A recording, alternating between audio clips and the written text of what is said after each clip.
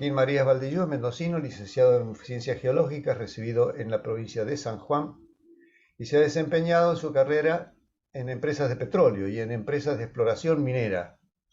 En petróleo ha trabajado en Vaca Muerta y en operaciones petroleras en el mar frente a las costas de Tierra del Fuego. En cuanto a exploración minera, él ha trabajado en las Islas Salomón, en Australia y en Argentina, siempre en compañías de exploración junior, en la búsqueda de minerales vinculados a la industria de las energías renovables. Interesante punto este. Joaquín también cuenta con amplia experiencia en temas vinculados a inversiones mineras y a la evaluación y marketing de proyectos mineros. Ha sido profesor ad honorem, cuenta con un diplomado en gestión del medio ambiente, participa activamente en conferencias y webinars y es secretario de la Asociación Geológica de Mendoza. Actualmente es socio de Southern Exploration Service, una consultora dedicada a la prestación de servicios de exploración y la búsqueda de proyectos e inversores. Hoy nos va a hablar del tema de la prospección a la mina, actores, etapas, costos y duración. Te damos la bienvenida, amigo de la ciencia, querido Joaquín Marías, adelante. Bueno, Eduardo, muchas gracias. Gracias por la presentación, gracias también por la invitación de ustedes a esta exposición, a esta presentación. Espero que les surjan las inquietudes a lo largo de la presentación. Eso es lo importante de esto, que después hayan más preguntas. La presentación, como bien dijo Eduardo, se titula La prospección a la mina, factores, etapas, costos y duración. Un poco la agenda de lo que vamos a ver el día de hoy en esta presentación. En principio hablaremos de algunas definiciones, después vamos a ver por qué empresas o inversores exploran, qué es lo que los lleva a explorar. Nos vamos a meter un poquito también en lo que son las etapas. En esto nos vamos a concentrar, a enfocar principalmente en las etapas de la exploración, que son la etapa conceptual, de exploración básica y exploración avanzada. Vamos a ver brevemente algo sobre el valor y el riesgo de la exploración, muy brevemente y superficialmente sobre finanzas e inversión, algo del potencial de Argentina, y luego vamos a hablar sobre los proyectos que hay en Mendoza y el potencial que tiene Mendoza también en términos de exploración. Muy bien. Vamos a arrancar entonces, como les dije, con las definiciones, ¿sí? Para empezar, vamos a ir por lo más básico, ¿sí? Saber que explorar no es ni más ni menos que buscar minerales o rocas de interés económico. Cuando hablamos de prospección, estamos hablando de una de las etapas iniciales de la exploración. En algunos países se parte la prospección por un lado y la exploración por otro, y se habla de cosas distintas. Pero tenemos que tener en claro que explorar es justamente eso, buscar minerales o rocas de interés económico. Por lo tanto, exploración no es lo mismo que minería, son dos cosas distintas. En su estricto son dos cosas distintas. Exploración es buscar y la minería es el proceso de extracción y todo el procesamiento que hay de los minerales, ¿sí? En algún punto las cosas, ambas cosas se unen, ¿sí? Ambas cosas se conectan, tienen una relación directa. Este es el paso inicial del segundo, ¿sí? O sea, sin exploración no hay minería.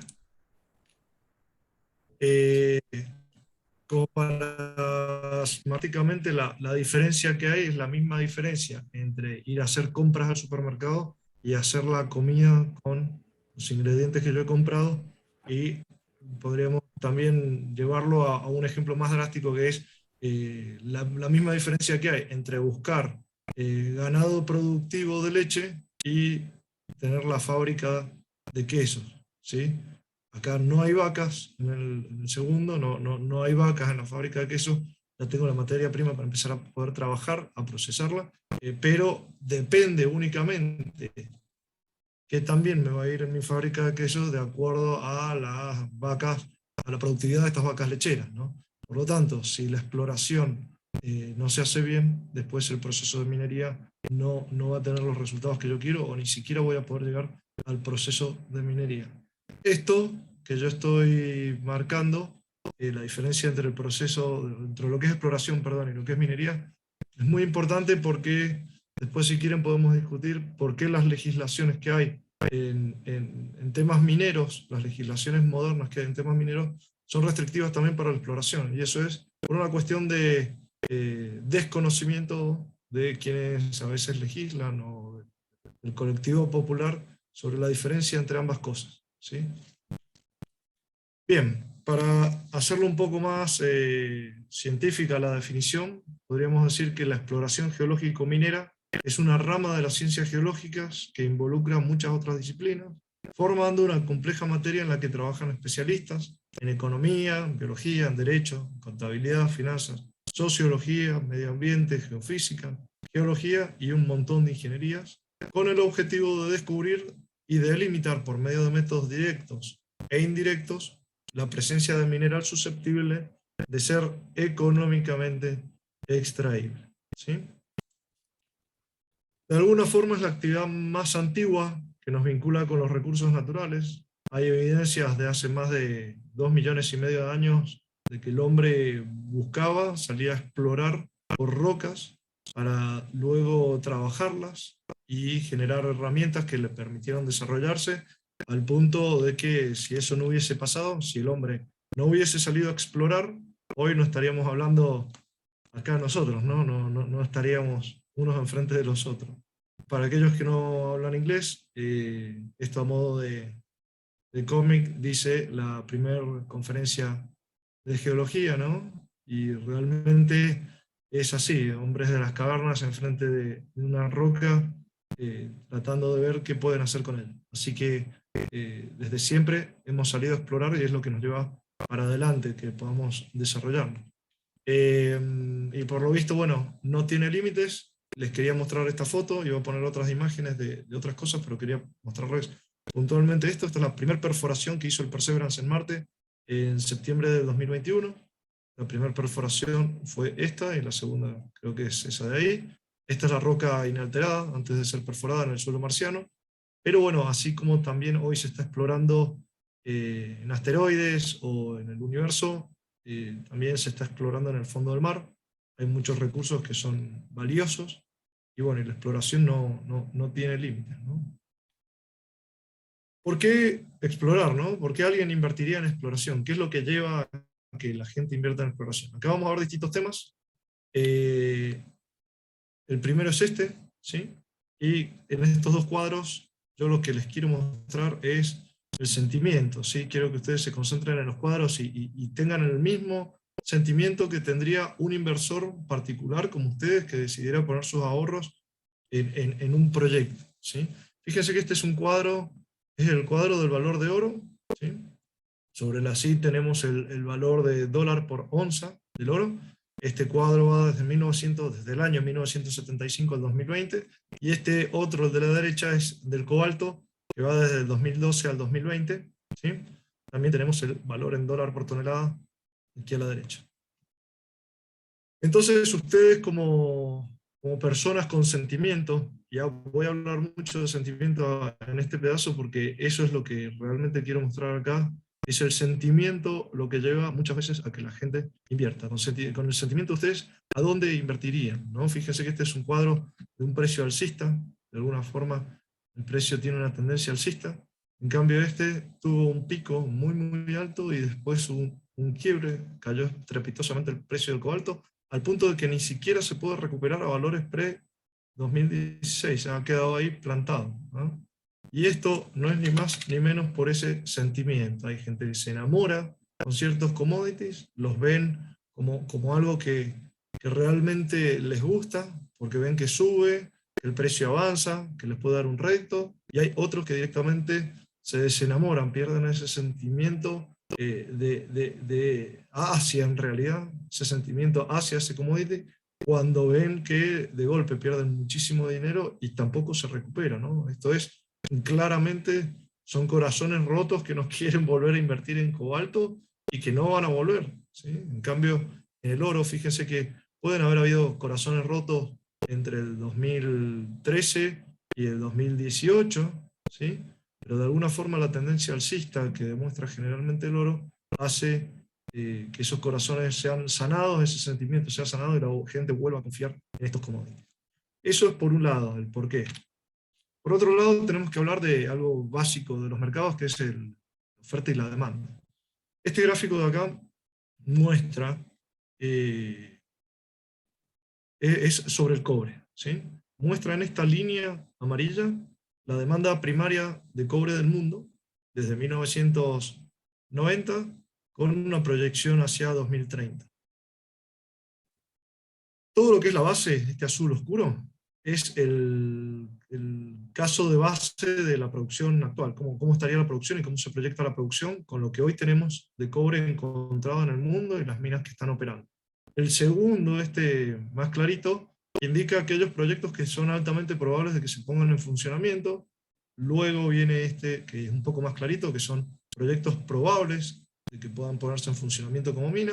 Y luego hay una gran cantidad de posibles proyectos que podrían llegar a en algún momento ponerse a andar como mina.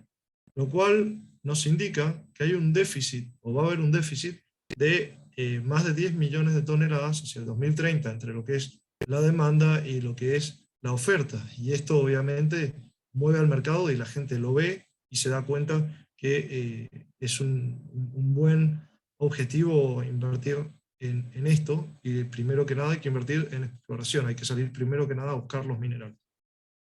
Puedo hablarle de un montón de commodities que tienen un cuadro similar a este, por ejemplo, los de las energías alternativas, todos los minerales que están vinculados a las energías alternativas, tienen cuadros similares a este, mucho más trágicos, ¿no?, en cuanto al déficit que va a haber hacia adelante, y esto hace que los precios de los metales de alguna forma también suban y la gente se interese por ir a explorar.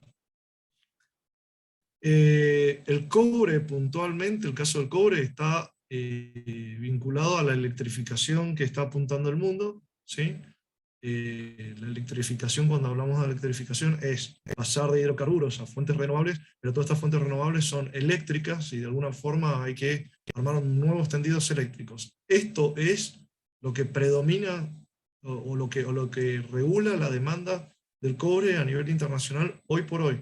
Los autos eléctricos, sí, puede ser, pero en mucho menor cantidad. Principalmente es este tema, el tema de la generación eléctrica y todo el transporte de la energía, los nuevos tendidos eléctricos que hay que hacer para poder hacer el cambio de fósiles a verdes. Les recomiendo que lean o que entren a la página de la Agencia Internacional de Energía, la IEA.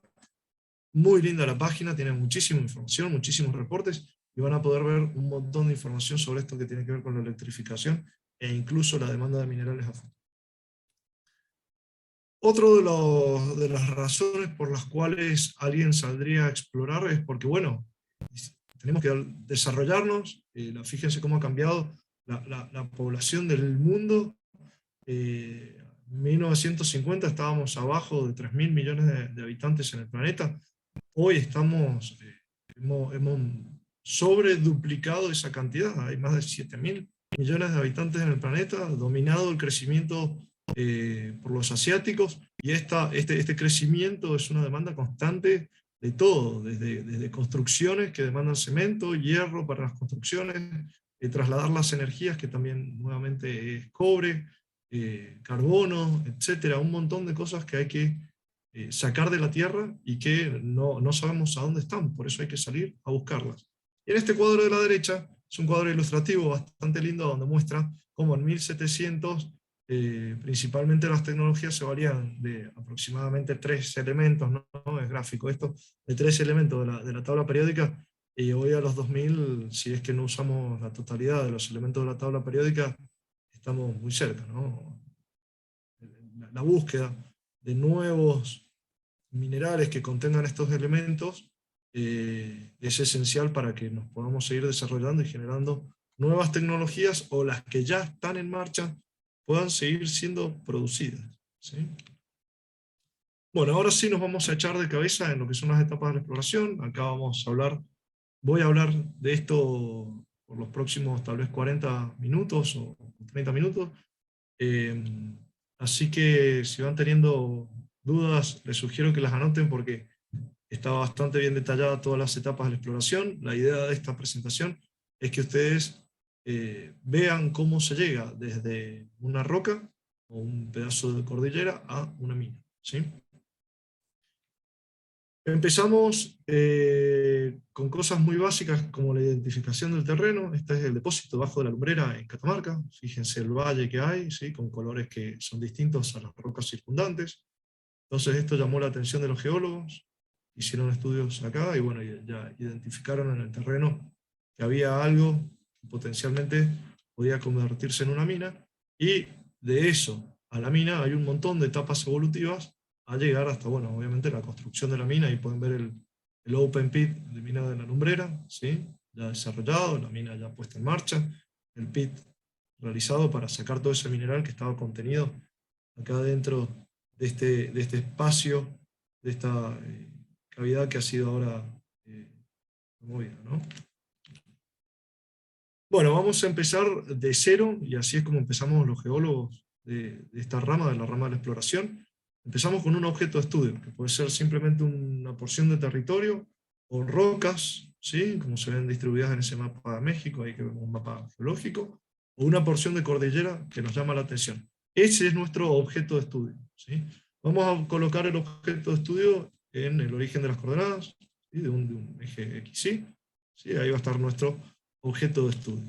Lo que vamos a hacer con este objeto de estudio es estudiarlo, ¿sí? Y empezar a darle significado en cuanto al conocimiento, es decir, cuánto sabemos de este territorio o de estas rocas. Tenemos que ir respondiéndonos esa pregunta. A medida que vamos avanzando en esta línea, vamos a ir de menor conocimiento a mayor conocimiento.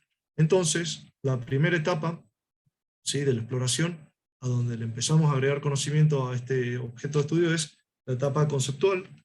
Luego viene la etapa de exploración básica, y finalmente la etapa de exploración avanzada, que eso ya nos lleva a la mina. Temporalmente estamos hablando de que la etapa conceptual, ¿sí?, poner esa idea en mente, nos puede llevar de 6 meses a 1 año, y las etapas de exploración básica y avanzada le pueden llevar a una compañía entre 5 a 15 años de desarrollo. Luego, la vida de la mina, una vez ya puesta en marcha, puede durar de entre 10 a más de 100 años. Como el caso, por ejemplo, de Chuquicamata en Chile. Bueno, fíjense que eso es en el eje de las X. En el eje de las Y vamos a tener el valor del proyecto, es decir, a medida que nosotros le vamos agregando conocimiento al proyecto, a nuestro objeto de estudio, a nuestro territorio, a nuestras rocas, le vamos a ir dando también valor, ¿sí? Aumenta el valor a medida que le damos conocimiento.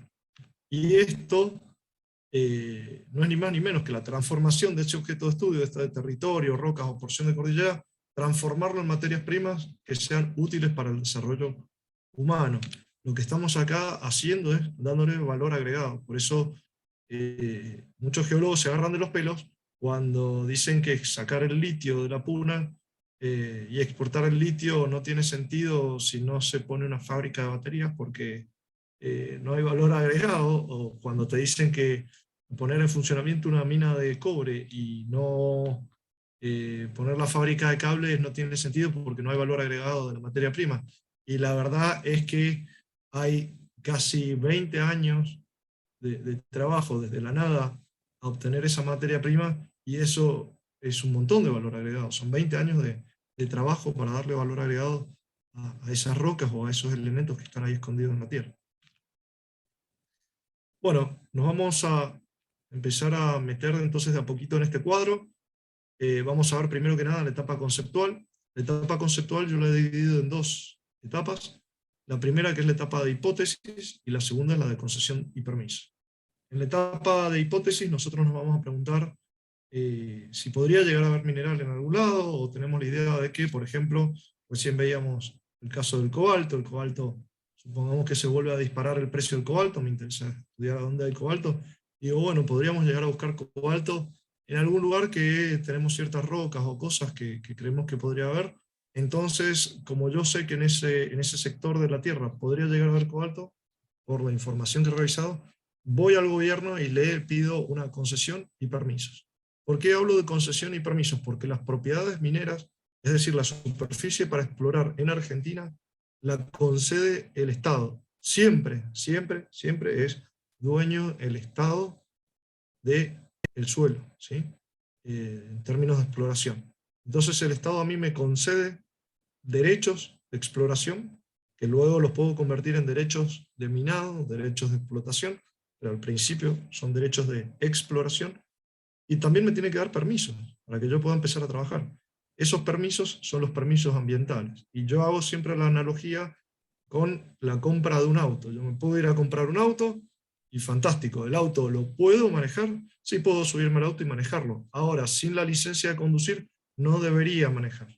Entonces, tengo que ir a otro ente que me va a otorgar a mí la licencia de conducir, y ese es mi permiso. O sea, ahí me puedo subir al auto y estoy con el permiso para manejar. Esto es lo mismo, puedo solicitar la concesión del área en el Departamento de Minería, pero sin los permisos pertinentes de parte de otros ministerios, como el Ministerio de Ambiente. Yo no puedo trabajar sobre ese área. Y es ahí a donde el medio ambiente también lo hemos involucrado desde el principio. Yo no puedo formularme la hipótesis de que voy a explorar por cobalto abajo de un glaciar, o abajo del Parque General San Martín, o abajo de la casa, no sé, de Eduardo, porque en el patio de Eduardo vi que había alguna manifestación de cobre o de cobalto, y se me ocurre explorar ahí.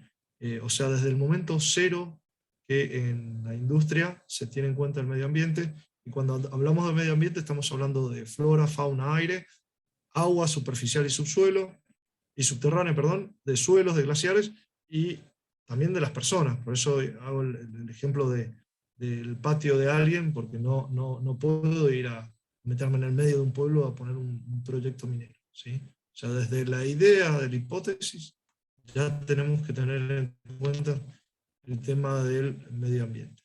Entonces, con esa hipótesis vamos a arrancar con ejemplos, ¿sí?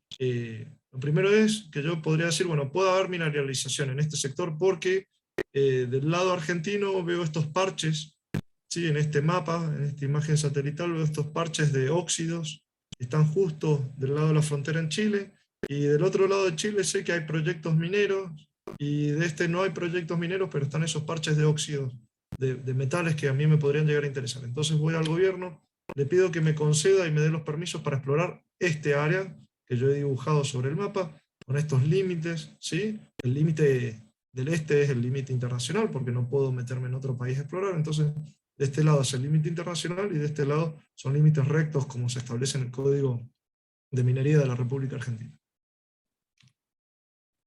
Bien, y ahí es cuando pasamos a la etapa de exploración básica, ¿sí? Yo ya tengo la concesión, los permisos, y empiezo a hacer la parte de la exploración básica.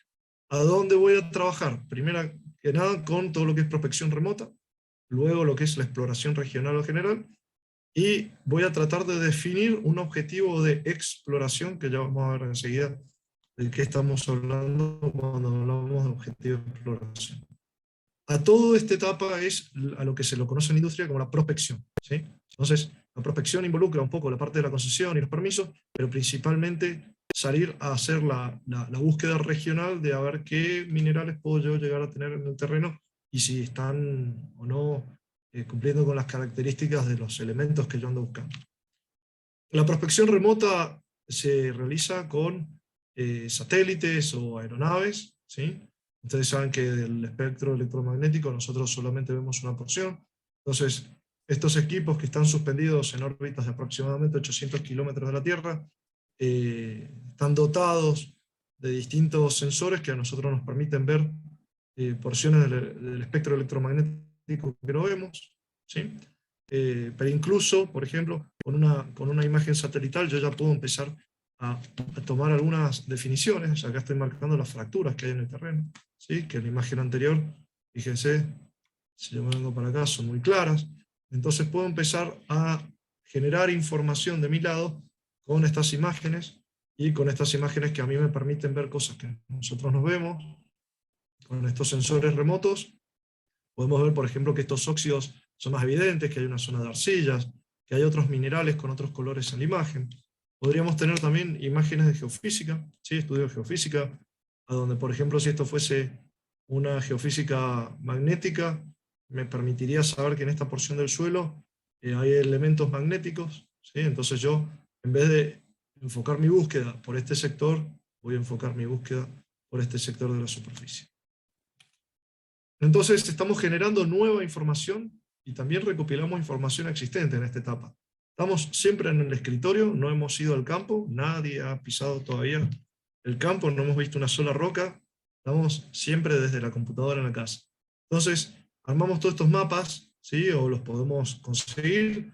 Esto, por ejemplo, son bases de datos del SEGEMAR o de otras instituciones, del Servicio Geológico Minero Argentino, que permiten recopilar información o juntar esa información y bueno, y armar toda una base de datos que a nosotros nos permite tener una idea más acabada de qué es lo que tenemos nosotros a nivel regional, ¿sí? Y aquí es a donde saltamos, de la prospección remota a la exploración regional, y el geólogo se saca la corbata, la camisa, se pone la remera y se va al campo. Recién ahí es cuando el geólogo empieza a explorar en el campo. Yo les había dicho que el medio ambiente lo teníamos en cuenta desde el principio, todo, de las regulaciones a dónde nos vamos a meter. O sea, el medio ambiente es esencial para este trabajo, ¿sí? Eh, pero luego también son las relaciones comunitarias. Cuando yo hago la prospección remota, que empiezo a ver los mapas, ya tengo una idea de a dónde hay poblaciones, a dónde hay caminos, a dónde me puedo encontrar con un ranchito perdido en la montaña. Entonces tengo que empezar a elaborar algunos planes de relaciones comunitarias o empezar a contactar gente para poder vincularme y empezar a explicar muy bien qué es lo que vamos a hacer, ¿no? Siempre, siempre, siempre con una honestidad eh, pulcra al 100%, porque no se puede hacer nada en estas etapas que manchen el futuro de las etapas siguientes, porque siempre lo que condena un proyecto, yo siempre digo que lo que condena un proyecto no es el presente del proyecto, sino el pasado del mismo, ¿sí? Muchas veces las comunidades o el medio ambiente eh, reflejan cosas que sucedieron en el pasado y eso hace que el presente se vuelva revolucionado, pero generalmente en el presente las cosas están bien. Entonces, siempre hay que ser honestos y pensar en el futuro, ¿sí? En cómo vamos a llevar para adelante ese proyecto. Entonces, como bien les decía, es en la exploración regional a donde el geólogo empieza a explorar en el campo, sale al terreno, ¿sí? La idea de esto es reducir el área de búsqueda y concentrar los esfuerzos de trabajo en estos sectores más reducidos, ¿sí? Para no andar divagando por toda mi propiedad minera. Fíjense que aquí estas son fotos mías. Estoy con unos mapas, ¿sí? Imágenes satelitales, dibujos que hemos hecho nosotros en la oficina. Y ya estamos comprobando eso, chequeándolo en el campo, viendo a ver si toda esa información que nosotros vimos en la oficina es realmente lo que tiene que ser en campo, si es lo que nosotros creíamos. Y también, obviamente, fíjense esto, son ranchitos, establos, ¿no? Muy precarios en lugares totalmente inhóspitos, totalmente remotos. Aquí hay gente que vive al estilo pre-revolución industrial, ¿no? O sea, si tienen una vela, son revolucionarios. Es gente muy precaria que vive muy lejos y bueno, y uno tiene que acercarse y hablar con ellos y obviamente hablar con ellos y hacer las relaciones, pero en un idioma que no es el mismo idioma con el que estoy hablando yo con ustedes, ¿no? Que son profesionales y nos entendemos. A esta gente hay que ir y hablar de otra forma, hay que saber moverse, no es fácil. Para eso también hay especialistas, ¿sí? Como bien les dije, todo esto, cada rama de lo que yo les voy a ir mostrando involucra a distintos especialistas. No nos movemos siempre en camioneta, muchas veces nos movemos en helicóptero, lomo de mula, a veces en bote. No siempre trabajamos en el desierto, también en zonas de selva o en zonas de bosque lluvioso. Como bien les decía, los locales son fundamentales. Esta es una foto de las Islas Salomón, ¿sí? Uno de nuestros ayudantes, que es un local. Los locales son esenciales porque son quienes conocen el terreno, quienes saben por dónde nos tenemos que meter. Tienen una lectura fundamental de los recursos en los cuales ellos viven, de los elementos climáticos, ¿no? Entonces saben cuándo un río va a estar crecido, cuándo va a haber una tormenta, por dónde tenemos que entrar o salir de un área, con quién comunicarnos. Por ejemplo, en esta situación eran comunidades con un organigrama tribal, ¿no? Entonces hay que ir a hablar con quien fuese el jefe o el cacique, lo cual pasa mucho también en Argentina. Y bueno, y luego de todo eso que nosotros estamos haciendo en el campo, Es fundamental la toma de muestras, ¿no? Se realiza la toma de muestras de roca. Aquí nosotros estamos viendo una roca, ¿sí?, en el suelo, donde bueno, tiene fracturas, tiene algunos óxidos en las fracturas, tiene 2 juegos de fracturas, puedo ver más óxidos diseminados. Entonces todo esto a mí me da indicio de que podría llegar a ser una roca que puede tener mineral. Los geólogos lo que hacen es tomar primero que nada un punto con el GPS, ¿sí?, una coordenada, y luego hacer una descripción acabada de la muestra que van a tomar. Se toma la muestra y se echa en bolsas, ¿sí? Cada muestra va en una bolsa individual, como las que ven acá. Estas bolsas se cierran, se etiquetan, todas las bolsas luego se juntan y se envían a la ciudad para luego enviarlas a un laboratorio. En el laboratorio, lo que hace el mismo laboratorio es analizar las muestras a un nivel elemental. Cuando hablamos a nivel elemental es a nivel de elementos de la tabla periódica, ¿sí? Me dicen exactamente qué cantidad de cada uno de estos elementos tiene la roca que yo envié al laboratorio. En ppm, en porcentaje, pero me indican perfectamente qué cantidad tiene. En el laboratorio se le hace un preparado, que esto lo hace la gente del laboratorio, se pulveriza la muestra, y bueno, y luego se le hacen distintos estudios, un ensayo al fuego, y aquí como pueden ver son equipos muy avanzados, de alta tecnología, al punto que a mí me pueden devolver un resultado en partes por millón, o partes por billón, o incluso si quisiera partes por trillón de algún elemento de estos de la tabla periódica, ¿sí? Estos son algunos de los laboratorios con los que se trabaja habitualmente. ALS, Alex Stewart, que tiene su casa en matriz de Argentina aquí en Mendoza, SGS, todos tienen oficinas en Mendoza. Bueno, y ahora para que sigamos con el tema de el área que teníamos, ¿sí? Nosotros habíamos seleccionado un área, que era la concesión que nos había dado el gobierno, y como bien pueden ver ahí arriba, estamos haciendo la exploración regional y la definición de un objetivo de exploración reducido. ¿Qué quiero decir con un objetivo de exploración definido? Estamos hablando de un lugar puntual, que en inglés se lo conoce como Exploration Target, y en castellano lo podemos también denominar como un target de exploración, o un blanco de exploración, o un área de interés, o un área de exploración. ¿Sí? Todos estos términos son válidos para hablar de un objetivo de exploración. Que es distinto un objetivo de exploración a la propiedad minera, que es la concesión que me ha dado mi Estado, ¿sí? Mi objetivo de exploración en este caso, después de haber ido al campo, podría llegar a ser este sector de acá, que no necesariamente cubre toda la propiedad minera. Yo puedo tener muchos objetivos de exploración dentro de mi concesión. Entonces se realiza la definición de un objetivo de exploración dentro de ese área, ¿sí? Como bien les comentaba, en ese sector. Fíjense que aquí la escala es de 10 kilómetros, estos son 10 kilómetros. Entonces voy a pasar de esta situación de tener una concesión minera de un montón de kilómetros a lo largo y a lo ancho, a enfocarme en un sector mucho más reducido, que en este caso la escala cambió, es mucho más chica. ¿Qué hacemos con esas muestras que tomamos nosotros en el campo? Bueno, cada uno de esos puntos los podemos plotear en un eje de coordenadas X, Y, a donde tengo el norte y el este, porque son mis coordenadas. Los puedo plotear a esos puntos en ese mapa, teniendo las coordenadas, ¿sí? Pero estos puntos a su vez tienen valores adentro. Esa muestra tiene todos los valores del análisis que me devuelve a mí el laboratorio, y aparte tiene todas las descripciones geológicas que yo hice. Cada uno de estos puntos, digamos, tiene un montón de información. Si estos puntos yo los puedo volcar así en el mapa, los vamos a poner ahora arriba de una imagen satelital. Esto es ilustrativo, a modo de ejemplo, una imagen que he hecho yo para mostrarles, ¿sí? Entonces, puedo poner todos estos puntos sobre el mapa y ahora pedirle a mi programa que me muestre el contenido de mineral que tiene cada uno de estos puntos. Supongamos que fuese oro o cualquier cosa, por eso lo he puesto acá, genérico el contenido de mineral. En rojo son las muestras que tienen mucho mineral, en naranja las que tienen un contenido medio, en azul las que tienen un contenido bajo, y en verde las que tienen un contenido muy bajo de mineral, ¿sí? Entonces, con esto ya puedo empezar a tomar conclusiones, ¿sí? Fíjense que en la parte central hay una concentración mucho mayor de puntos de alto valor de mineral, y en el exterior no.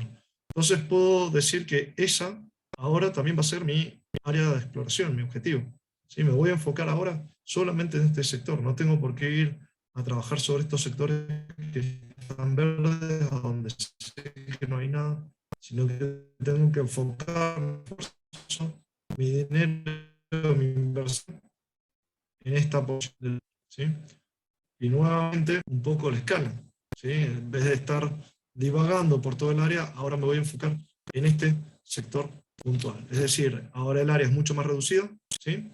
Y se empieza a estudiar en detalle y a planificar dónde se perfora. Vamos a empezar a explorar sobre este sector. Entonces, volviendo un poco al esquema nuestro, ya hemos definido un objetivo de exploración, sabemos que vamos a trabajar dentro de esos límites y vamos a pasar a la etapa de exploración avanzada. La exploración avanzada principalmente se caracteriza por perforaciones. Y empiezo a perforar ese objetivo de exploración con equipos similares a los que se utilizan en la perforación para pozos de agua. Ya vamos a ver cuáles son las diferencias, ¿sí? Pero esta etapa de exploración avanzada, a diferencia de la anterior, se caracteriza por el uso de equipos pesados, de maquinaria. Y luego viene la definición de recursos y de reserva, dentro de la misma etapa de exploración avanzada. Fíjense que aquí ya estamos viendo mucha más gente, ¿sí? Distintos tipos de profesionales en el campo, equipamiento pesado, campamento.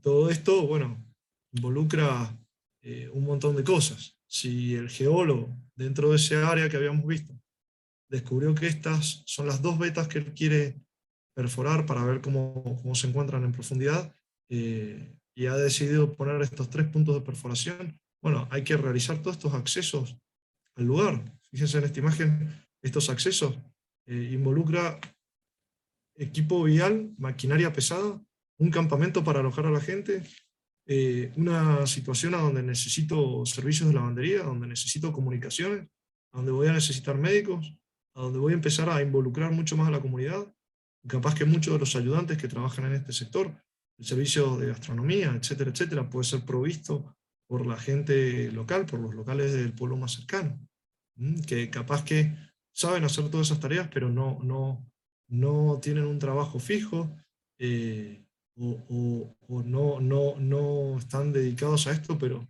capaz que dejan sus changas y se empiezan a vincular un poco más con la empresa, a un nivel un poco más profesional. Muchas veces estas personas se las capacita y después estas personas tienen la oportunidad de trabajar en otros lugares. Bueno, estas perforaciones, como bien les decía, son equipos pesados. Fíjense que es una herramienta perforante como la de un pozo de agua, ¿sí? Es un tubular que se incorpora en el terreno, va cortando la roca, y a diferencia de los pozos de agua, este tubular tiene una herramienta cortante, es un tubular hueco, y adentro de la herramienta cortante tiene un sistema que permite que la roca ingrese al tubo y que cuando el tubo lo recupere, esa roca no se caiga. La carrera, es decir, el recorrido que tiene la perforadora hasta el fondo, generalmente tiene 3 metros, entonces recupero un tubo de roca de aproximadamente 3 metros de largo, que lo acomodo en cajas. Fíjense, esto es una caja, acá hay 3 cajas dispuestas, ¿sí? Los primeros 3 tramos es una caja, los segundos 3 es otra caja, y los últimos 3 es otra caja. Entonces se incorporan esos tramos adentro de la caja, ¿sí? Cada tramo acá tiene 1 metro dentro de la caja, pero en fin, un testigo de perforación es un núcleo de roca, ¿sí? O un tubo de roca de 3 metros de largo por carrera, que va a tener un diámetro específico, entre 10 a 3 centímetros de diámetro, generalmente son de aproximadamente 7 centímetros, ¿sí? De diámetro. Es el diámetro más utilizado. Con esto nosotros lo que podemos hacer ahora es, bueno, poder estudiar, ¿no? Fíjense, estoy viendo las características del terreno en profundidad. Para que tengamos más claro esto, vamos a ir ya a la siguiente diapositiva y también mostrarles aquí en la imagen de la izquierda que esto es un equipo de perforación un poco más pequeño, ¿sí? Trasladable sobre oruga, hay algunos que se pueden trasladar sobre el lomo de animal, lomo de mula o a caballo, y otros que son helitransportables. Habíamos dicho que el geólogo había identificado ya un área donde explorar, mucho más reducida, había decidido hacer 3 perforaciones, una en cada una de estas estrellas, y otra en este punto, que ahora lo vamos a poner como un punto azul, ¿sí? La idea es estudiar estas vetas que están en el mapa, ¿sí? Entonces, prestando atención al dibujo de la derecha, tenemos lo mismo, tenemos las vetas, tenemos el camino, ¿sí? y tenemos el punto de perforación. La máquina de perforar va a perforar en esta profundidad, con este ángulo, y esto ya me da una ventaja brutal. Ahora yo empiezo a ver qué es lo que está pasando en profundidad, ¿sí? Y este es el quiebre esencial de cualquier proyecto de exploración. Paso a tener un conocimiento bidimensional del terreno a tener un conocimiento tridimensional del terreno, ¿sí? Estoy empezando a probar las teorías de todo lo que yo vi en superficie, lo estoy empezando a probar ahora con las perforaciones, ¿sí? En 3 dimensiones. Fíjense que estas vetas no afloran en superficie, pero sí las tengo en profundidad. Entonces puedo tomar muchas más decisiones. Es decir, empezamos a estudiar y a conocer el yacimiento en 3D. Fíjense que en este morro, que está acá a la izquierda, las plataformas de perforación son estos lugares amplios, ¿sí? Más ensanchados en el camino, y este morro ha sido perforado, o sea, ya se sabe qué es lo que está pasando tridimensionalmente dentro de este morro. Y a modo ilustrativo, si los pozos fuesen este pozo verde y estos 2 pozos rojos, supongamos que en este sector los pozos encontraron roca que contiene cobre, por eso está pintado en naranja, roca que contiene oro, que está pintado en amarillo, y ya voy teniendo un detalle y sabiendo más o menos qué es lo que está pasando con el contenido mineral en profundidad, ¿sí? La segunda parte de esta etapa de exploración avanzada es la definición de reservas y de recursos. Lo primero es realizar estudios preliminares que van a responder a la pregunta del cuánto, ¿sí? ¿Cuánto mineral hay? Y eso me va a definir a mí los recursos. Por el otro lado, una vez ya terminados estos estudios, se hacen estudios avanzados que responden a la pregunta del cómo, ¿sí? ¿Cómo los voy a extraer? Y eso me da a mí una idea de cuáles son las reservas que tengo. Entonces, en estos estudios preliminares para la definición de recursos, como bien les decía, me pregunto cuánto mineral hay. ¿Hay continuidad? ¿Sí? Aquí en el dibujo de la derecha, ¿tengo continuidad entre estos cuerpos que yo he perforado? ¿Sí? ¿Cuáles son las dimensiones? ¿Hasta dónde llega? ¿Cuáles son los límites de esta mineralización que yo me encontré en profundidad? Entonces, lo único que a mí me queda es perforar más este esquema. Fíjense cómo he metido más perforaciones, ¿sí? Ahora tengo pozos grises, un pozo violeta, ¿sí? Entonces todas estas perforaciones a mí me permiten tener un conocimiento más acabado de qué es lo que está pasando subsuperficie con mi mineralización, ¿sí?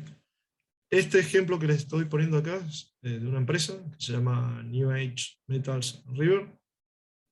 Ahí abajo el nombre de la empresa. Fíjense que en rojo es la superficie del terreno. Cada uno de estas líneas azules es una perforación.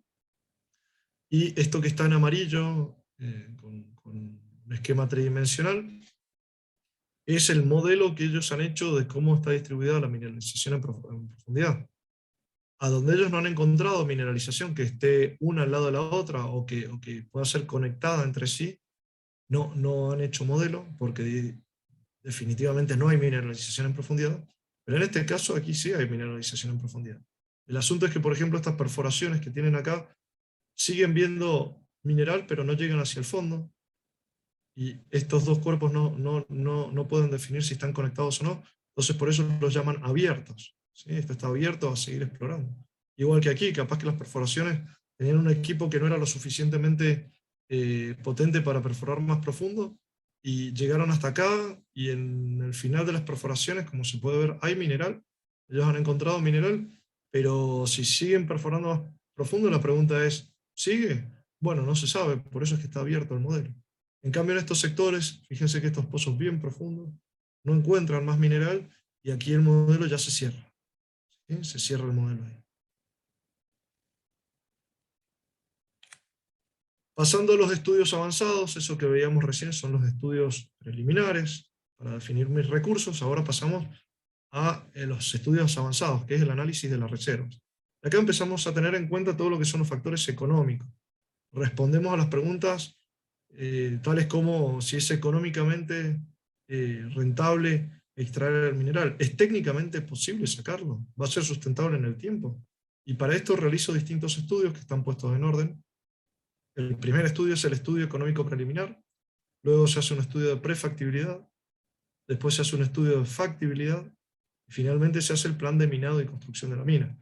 Como ustedes se pueden imaginar, a medida que voy avanzando, cada vez tengo más conocimiento de lo que está pasando en términos económicos y geológicos, ¿sí? Al punto de que cuando yo estoy al 100% seguro de que esto puede ser puesto en marcha, recién ahí armo el plan de minado y empiezo la construcción de la mina. Tengamos en cuenta que la construcción de la mina capaz que puede demorar 2, 3, 5 años, y tengo que estar seguro de que el mineral dentro de 5 años va a seguir siendo rentable. De que, como el cobalto, ¿vieron lo que pasaba con el cobalto cuando les mostré al principio? Que cayó estrepitosamente el precio. Por eso es que tengo que estar muy seguro de cuáles son mis proyecciones. Y es ahí a donde incorporamos estos factores económicos para determinar cuáles son las reservas.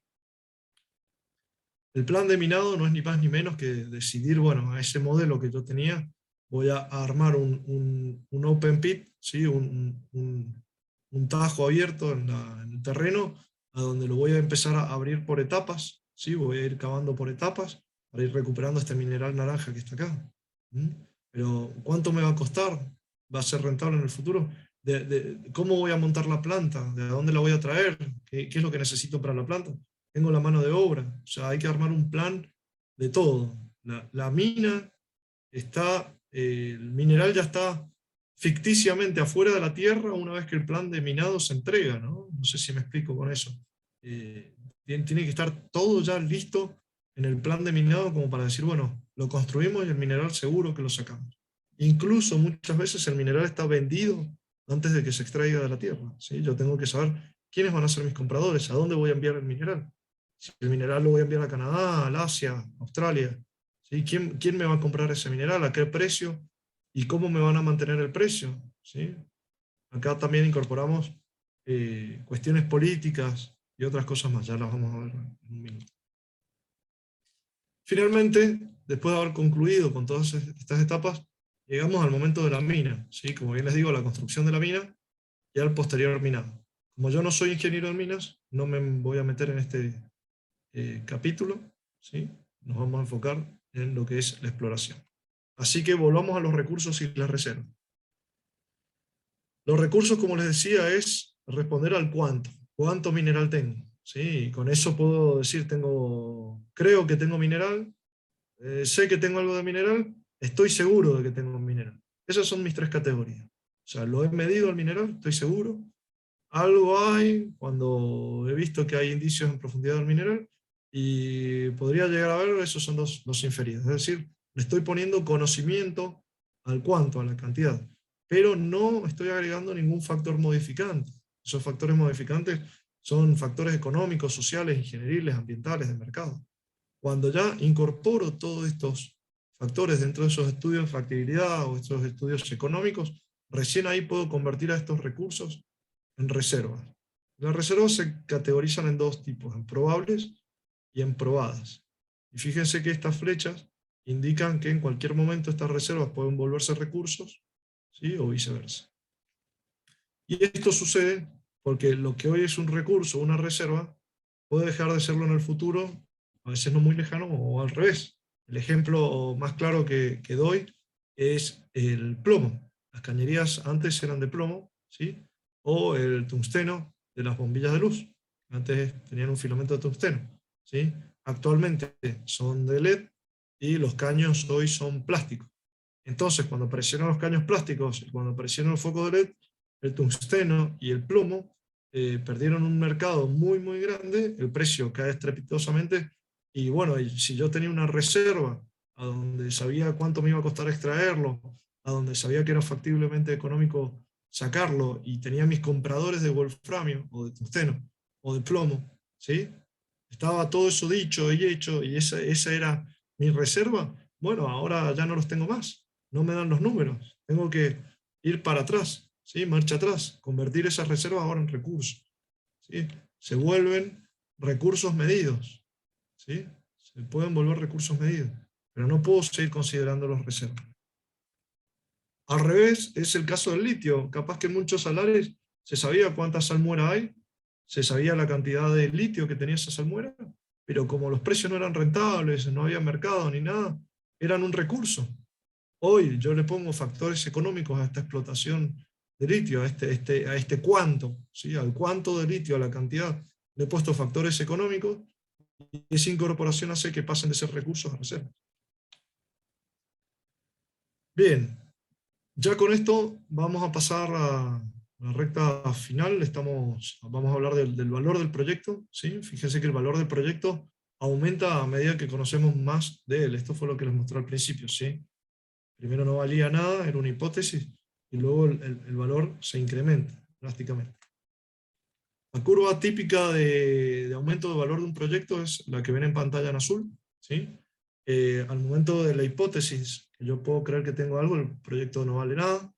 Cuando me da la concesión y los permisos, bueno, ya sorteo una parte que es toda la parte de papeles, de trámites legales, así que empiezo a tener un valor el proyecto, pero definitivamente se incrementa altamente cuando voy al campo y empiezo a ver las rocas, ¿sí? Cuando hago mi exploración en campo. Recién ahí me empieza a dar valor el proyecto. Defino un objetivo de exploración y cuando lo empiezo a perforar, a conocer esa tercera dimensión, el valor del proyecto se incrementa drásticamente, ¿sí? A medida que le hago más perforaciones para definir el cuánto, también se incrementa, y finalmente el último salto es cuando yo digo, bueno, estoy seguro que lo voy a poder explotar y voy a construir la mina. Y en el momento que se construye la mina, que se está por sacar el mineral, ese es el momento de mayor valor del proyecto. En cuanto al riesgo, fíjense que es inverso, ¿sí?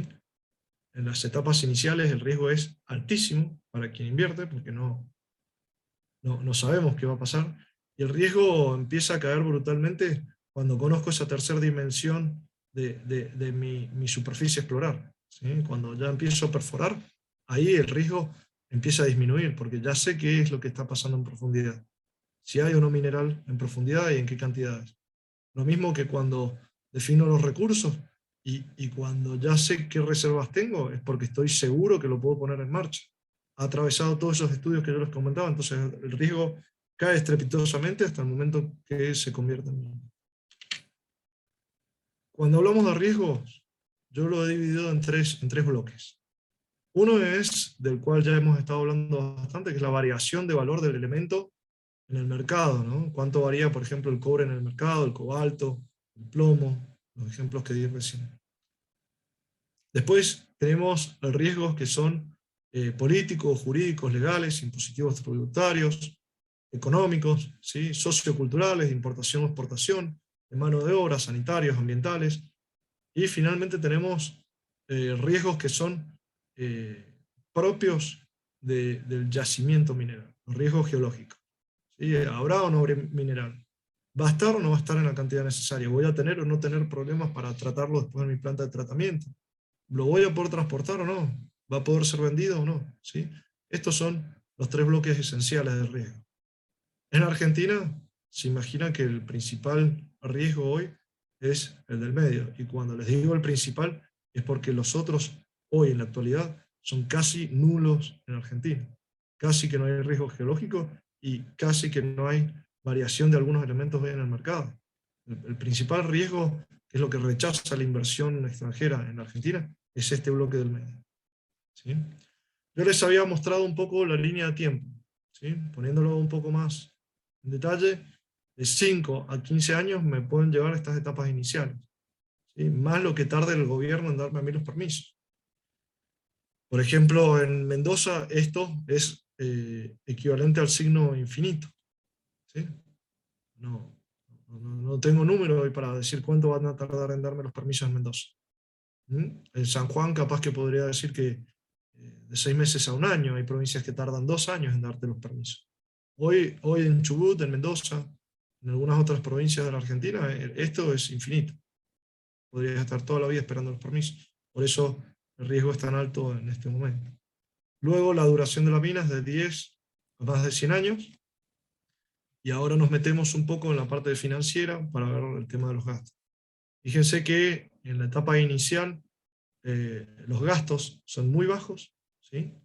Yo empiezo a gastar cuando empiezo a generar información, ¿sí? A hacer prospección, cuando ya empiezo a ir al campo, ¿sí? Se me elevan un poco los costos, pero se disparan definitivamente cuando empiezo a perforar, a meter en el campo toda esa maquinaria pesada, las máquinas de perforación, los campamentos, a contratar personal.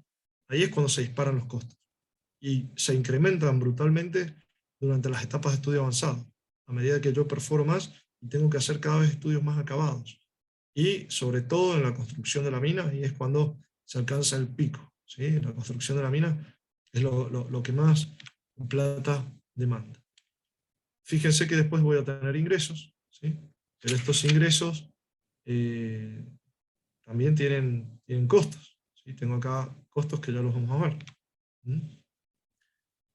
En todo este primer pedazo, ¿sí? En todo lo que es exploración, los costos que yo tengo, los gastos, son de sueldos, códigos, tasas, equipamiento, construcción de ruta, estudios, energía, campamentos, capacitaciones, impuestos, obra, todas las actividades que yo realice con la comunidad y todos los insumos que necesito para la exploración. Para la segunda etapa, ¿sí? Que es ya en el minado, una vez construida la mina, bueno, tengo que pagar toda la deuda. Fíjense que acá yo no he generado un peso, o sea, tengo que devolverle a alguien toda esta plata. Entonces, el principal costo que tengo yo acá es la deuda, que esa es la tasa interna de retorno, el TIR del proyecto, ¿sí?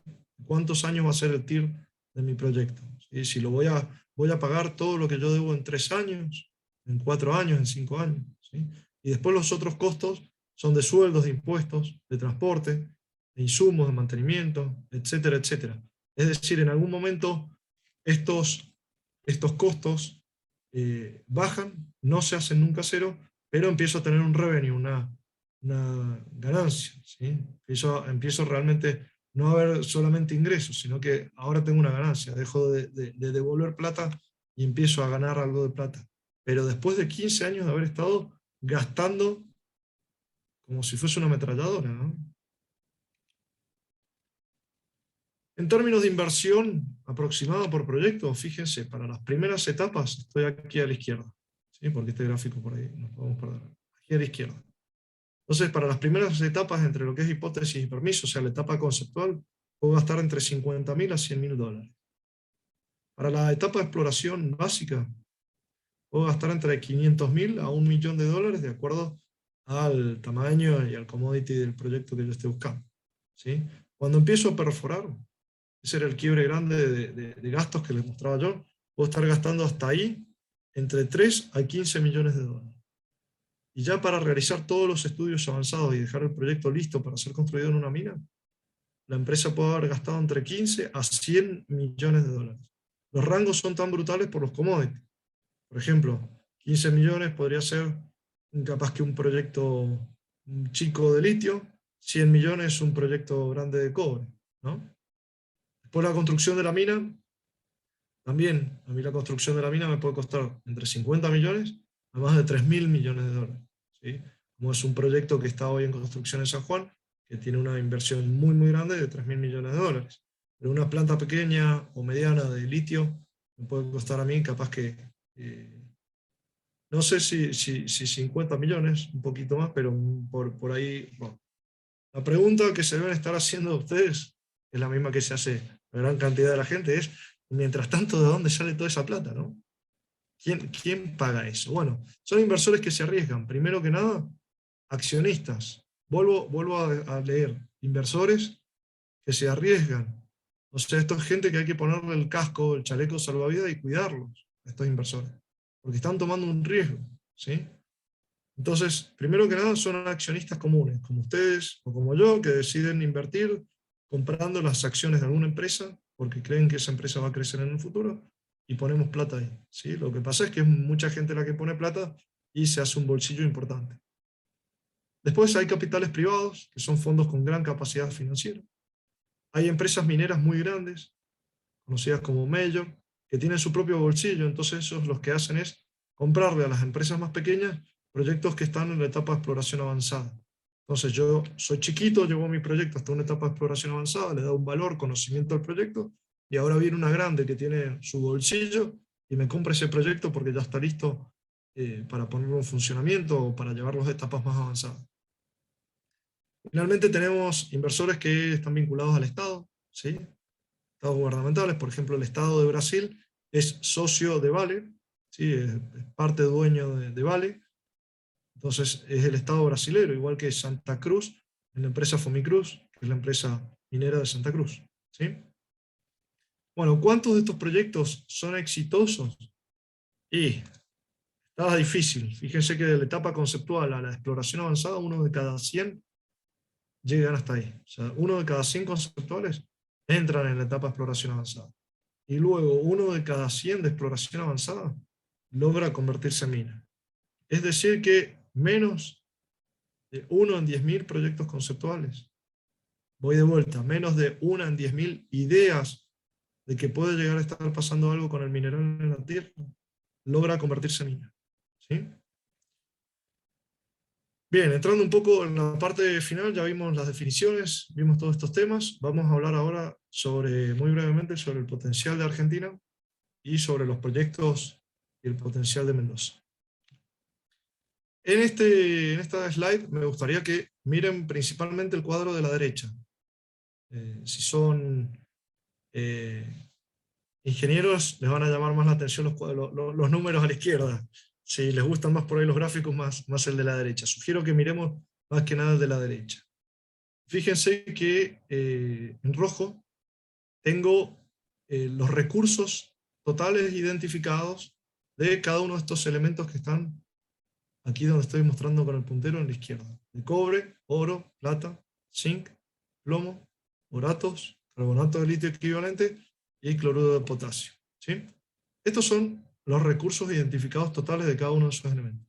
Lo que está en azul es el potencial de exploración que hay para cada uno de esos elementos. O sea, ¿cuánto más puedo descubrir yo en la Argentina? Esto es un estudio muy acabado que se hizo con un montón de servicios geológicos de distintos estados de América y de Norteamérica. Y esta presentación fue hecha por el Servicio Geológico Minero, que depende de la Secretaría de Política Minera de la Nación. Fue realizada esta presentación en Toronto 2019. Para el caso del cobre, fíjense que podríamos llegar a encontrar más de 4 veces de lo que hoy hay identificado. Para el caso del oro podríamos encontrar más de 3 veces de lo que hoy hay identificado. 2 veces la cantidad de plata, ¿sí? Y así sucesivamente con estos elementos. O sea, el potencial de exploración que tenemos en Argentina es muy grande, de duplicar a triplicar lo que hoy ya conocemos, ¿sí? Ese es el potencial de la Argentina en términos de exploración. Les pido disculpas en esta diapositiva porque esta diapositiva tiene información del 2018, ¿sí?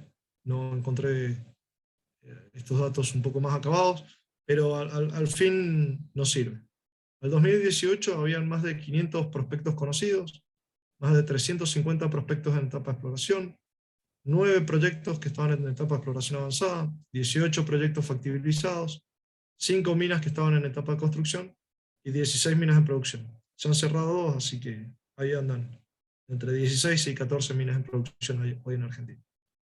De este lado, fíjense que nos comenta a la derecha ahí arriba que se necesitaba al 2018 para proyectos de mina, o sea, para armar esas minas, y para proyectos de exploración muy avanzados, o sea, los estudios finales que se le hacen a un proyecto de exploración, se necesitaban 30.000 millones de dólares al 2018. ¿Sí? Y en esto de acá abajo estamos mostrando que entre el año 2000 y 2018, en exploración en Argentina, se habían gastado 3.570 millones de dólares. Como para que tengan una idea de qué representa esto comparativamente contra alguien, les traigo estos datos del Canadá. ¿Sí? En 2019, el total que se gastó en Canadá en exploración fue de 2.300 millones, solo en el 2019. Acá estamos hablando en un periodo de 18 años entre el 2000 y el 2018. ¿Sí? Fíjense la diferencia, 2020 fue un año malo para el Canadá, muy malo, por la pandemia. Y gastaron 2.100 millones de dólares. 2021, que está corriendo, ¿sí? Entonces, fíjense la comparación, ¿no? con otros países. Ahora vamos a hablar un poco del potencial de Mendoza. Mendoza en color del cobre y las placas de cobre aquí apiladas los cátodos de cobre ahí tirados, listos para ser despachados, vaya a saber a dónde.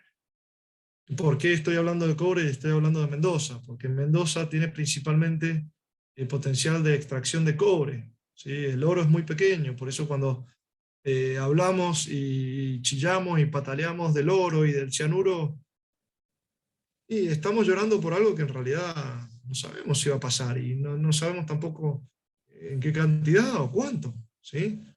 La realidad es que nos deberíamos enfocar en cuáles son los elementos que vamos a necesitar nosotros para trabajar este tipo de industria, que es la que realmente tiene potencial en Mendoza, el cobre.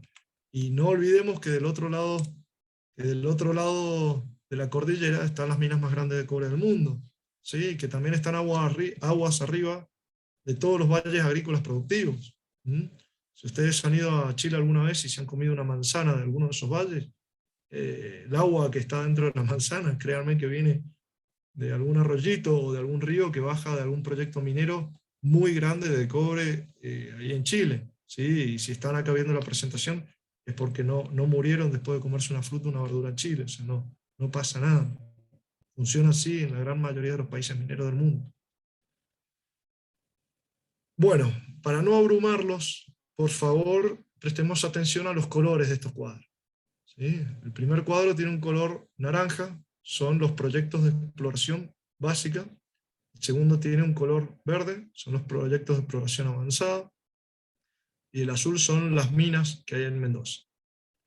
Esta información está publicada por el Servicio Geológico Minero de la Argentina, ¿sí? Es información oficial, pero está un poco por ahí atrasada. ¿Sí? Ya vamos a ver por qué.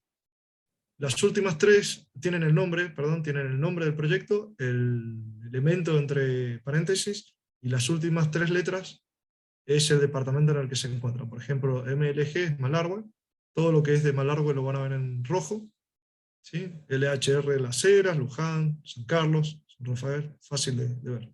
¿Mm? Bueno, ¿por qué digo que esto está un poco atrasado por ahí la información que tiene publicada hoy el CGMAR? Porque si pensamos en lo que yo les había contado de las etapas, de cada una de las etapas de exploración básica, avanzada y de minas, bueno, fíjense, hoy todas estas minas que están adentro del círculo amarillo fueron minas hace mucho tiempo y hoy están en un estado deplorable, o sea, no puedo entrar yo ahí a sacar mineral. Y capaz que el mineral ya no se sabía más para dónde iba el mineral. Entonces le tengo que realizar estudios nuevos con la tecnología nueva que tengo a todo esto. Por lo tanto, ya no lo puedo considerar más una mina. Y lo tengo que llevar a un estadio de exploración avanzada o incluso lo tengo que llevar a un estadio de exploración básica, ¿sí? Para poder definir nuevamente objetivos de perforación, perforarlo, definir recursos, definir reservas y nuevamente ver si es económicamente rentable explotarlas estas minas. Lo mismo pasa con los proyectos de exploración avanzada. Todos estos proyectos que tienen recursos, ¿sí? Todos estos proyectos tienen recursos realizados con técnicas capaz que muy antiguas, pero los tengo que llevar para atrás, a un estadio de exploración básica, volver a estudiarlos, volver a definir los objetivos de exploración, de perforación, perdón, perforarlos, definir nuevamente recursos. Aparte, la legislación internacional que dice qué es lo que es un recurso ha cambiado. Entonces tengo que volverme para atrás. ¿Mm? Para que no los cuenten, les comento, en este sector hay más de 40 proyectos en exploración avanzada y acá hay 10 minas de este lado del cuadro. Estos que están en exploración básica son exploración básica que ya se sabía dónde los iban a perforar en Mendoza. Ya habían planes para perforar estos proyectos. Este otro slide que les estoy mostrando son también proyectos de exploración básica o inicial que no tienen planes de perforación o nunca los tuvieron. Fíjense la cantidad de proyectos que hay.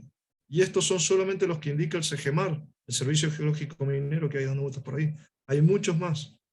En este slide tienen más de 90 proyectos en etapas iniciales y sin perforación. ¿Sí? Para que lo veamos un poco más en otro contexto, ¿sí? En este gráfico que habíamos visto, tengo 90 proyectos que están en etapa de exploración regional y que han definido un objetivo, pero no han alcanzado la etapa de perforación. ¿Sí? 35 de esos 90 están en Malargüe. Después tengo proyectos que están ahí, que se han perforado, etcétera, etcétera. Son 55 proyectos, de los cuales 25 están en Malargüe. Tengo 2 proyectos que están cerca de Sermina. Uno de ellos está en Malargüe, que es Don Sixto. El otro es San Jorge. ¿Sí? Y después, bueno, puedo decir que sí, que tengo mucha minería no metalífera en la provincia. La más grande de la minería no metalífera que hoy está detenida, parada, es Potasio Río Colorado. Cuando hablo de minería no metalífera, es Holcim, brutal. Se ve desde cualquier lado alto de la ciudad, se ve la cantera de Holcim. Eso es minería. Los áridos del río Mendoza, eso es minería. Cuando hablamos de sacar piedra del fondo de un río, estamos haciendo minería. Todo eso es minería. Todo eso es minería no metalífera.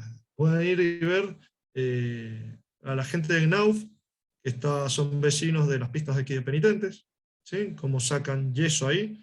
Eso, fíjense qué increíble que es, si quieren ponerse a pensar, qué increíble que es que un proyecto esté cerca de tantos glaciares, al lado de pistas de aquí, sobre la ruta 7, un proyecto como ese, y no ha hecho ruido en ningún lado. Yo no he visto a nadie marchando por eso, pero sí marchando por proyectos que están en el imaginario de la gente hacia el futuro, ¿no? O sea, proyectos que todavía no se ponen a andar son los que han hecho problemas o ruido, y los que hoy están en funcionamiento en lugares por ahí controversiales, nadie dice nada porque la gente por ahí no lo entiende bien a eso, no lo ve. Para concluir, quedarse con la idea que la exploración es la acumulación de conocimiento, valiéndose de distintas ciencias, ¿sí? El objetivo de esto es reducir el área de estudio hasta determinar una cantidad de mineral susceptible de ser extraído y procesado. Yo siempre digo que las piedras son piedras, ¿sí? El valor económico agregado se lo da definitivamente la exploración y posteriormente la industrialización de las mismas. Ya vimos que no hay minería sin exploración, no hay exploración sin inversión, y no hay inversión si es que existen riesgos, ¿sí?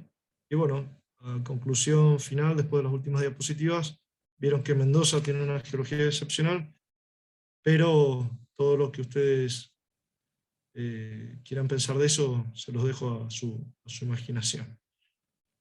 Eso ha sido todo, los dejo con esta foto del Open Pit del Tajo a cielo abierto de Lámina Chuquicamata, en Chile, que tiene más de 100 años de explotación. Hace un par de años nomás empezaron el trabajo de minado subterráneo, porque el mineral sigue yendo en profundidad, pero el pit ya no se puede hacer más grande, este agujero no se puede hacer más grande, así que empezaron a hacer túneles debajo de él, y empezaron a extraer el mineral debajo de él. Esto tiene más de 2 o 3 kilómetros de largo el pit, y lo que ustedes están viendo desde el tope al fondo es no más ni menos que 1 kilómetro de profundidad. Eso es todo. Muchas gracias, Eduardo, y a los amigos de la ciencia del Ateneo de la UTN.